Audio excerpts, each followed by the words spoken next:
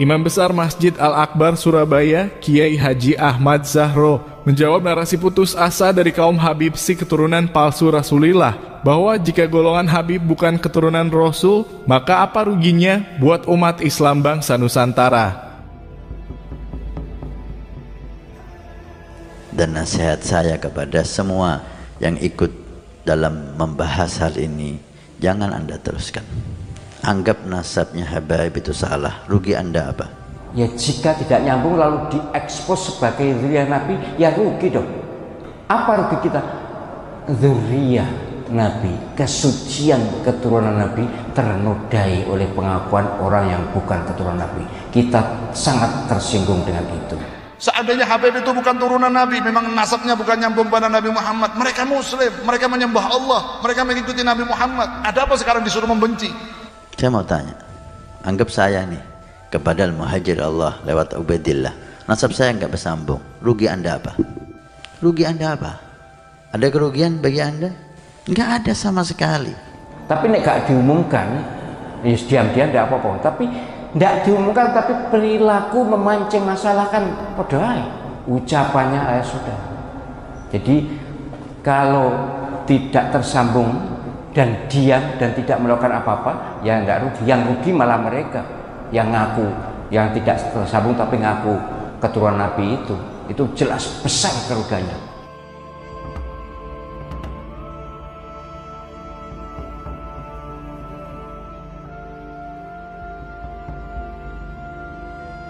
Kajian atau penelitian Kiai Haji Imaduddin Usman tentang terputusnya nasab golongan Habib dari Rasulillah dan dibarengi dengan gerakan umat Islam bangsa Nusantara yang semakin masif dan berani melawan kezaliman golongan mereka, nampaknya membuat kaum Habib benar-benar merasa terguncang jiwanya, merasa terancam akan bayang-bayang hancurnya status sosial mereka yang selama 1 abad lebih dianggap sebagai golongan dengan kasta paling tinggi oleh umat Islam bangsa Nusantara.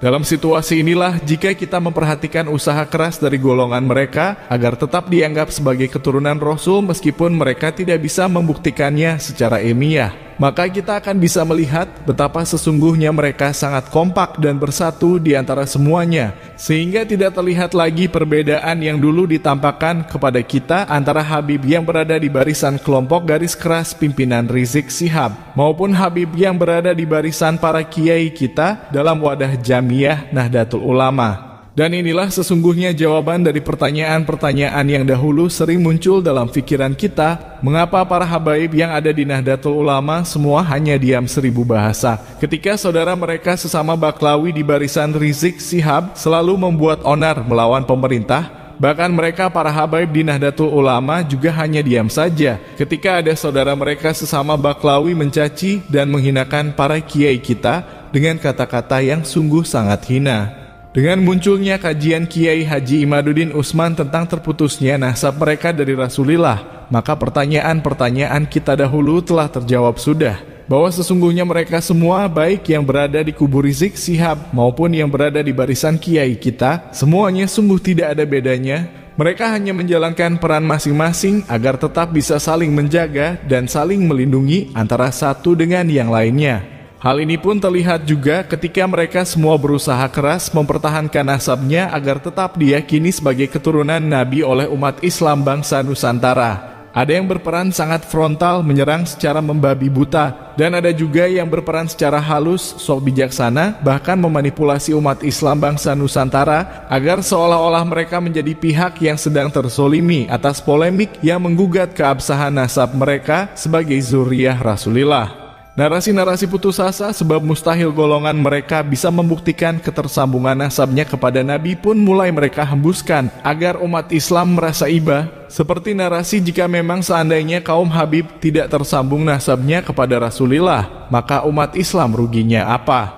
Hal inilah yang kemudian memancing Kiai Haji Ahmad Zahro, salah satu imam besar Masjid Al-Akbar Surabaya, ikut berkomentar untuk menjawab pertanyaan manipulatif para anak keturunan Ubaidillah. Sebab memang sangat nyata bahwa kerugian umat Islam bangsa Nusantara sangat besar disebabkan oleh klaim dari golongan mereka yang mengaku sebagai keturunan dari baginda Rasulillah. Kita tidak perlu jauh-jauh mencontohkan efek kerugian besar umat Islam jika golongan Habib bukanlah zuriyah Rasul dengan mencontohkan Rizik Syihab ataupun Bahar Smith yang jelas-jelas telah membuat banyak kerusakan di atas bumi Nusantara. Namun kita berikan contoh dia saja, Pak Hasan bin Ismail Al-Muhdor yang melemparkan narasinya. Lupakah dia? Karena umat Islam meyakini nasabnya tersambung kepada Rasulullah, salah seorang umat Nabi Muhammad mengalami kerugian besar. Apem anaknya dibegal oleh dia, dimanipulasi dengan alasan agar tidak berdosa ketika mengajar ngaji anaknya, maka harus dinikahi secara agama. Berjanji bahwa dia tidak akan menyentuh anaknya meskipun sudah akad nikah, namun ujung-ujungnya dia tetap membegal apem yang belum pernah terjamah walaupun sudah ada perjanjian sebelumnya. Menurut korban, mulanya dia ingin lebih memperdalam ilmu agama. Kemudian oleh oknum pengasuh, AS diminta belajar secara privat. Tetapi syaratnya, AS harus dinikahi siri oleh si pengasuh tersebut agar proses belajar berdua tidak haram. AS bersama keluarganya menerima syarat tersebut.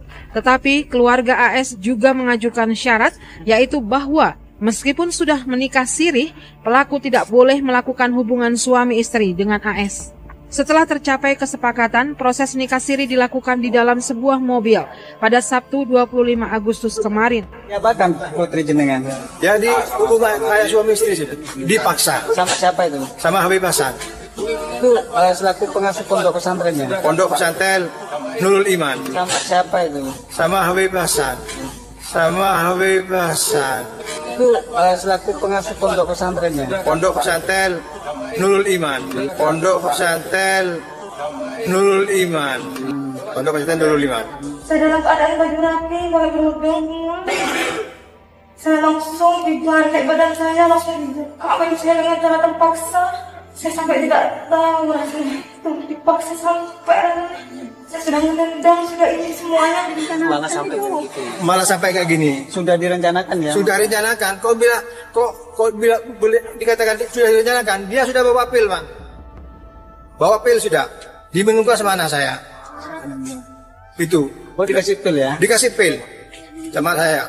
Dia bilang pilnya dari Hadramut. Anggap saya nih kepada Al-Muhajir Allah lewat Ubaidillah, nasab saya nggak bersambung. Rugi Anda apa? Rugi Anda apa? Ada kerugian bagi Anda?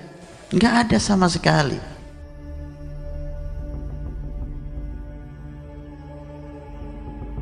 Kasus pembegalan apem santriwati oleh orang yang bernama Habib Hasan, pengasuh pondok pesantren Nurul Iman, adalah contoh kasus betapa besar kerugian umat Islam bangsa Nusantara ketika meyakini bahwa golongan Habib adalah zuriyah Rasul, namun ternyata nasab mereka palsu dan tidak bisa dibuktikan kebenarannya.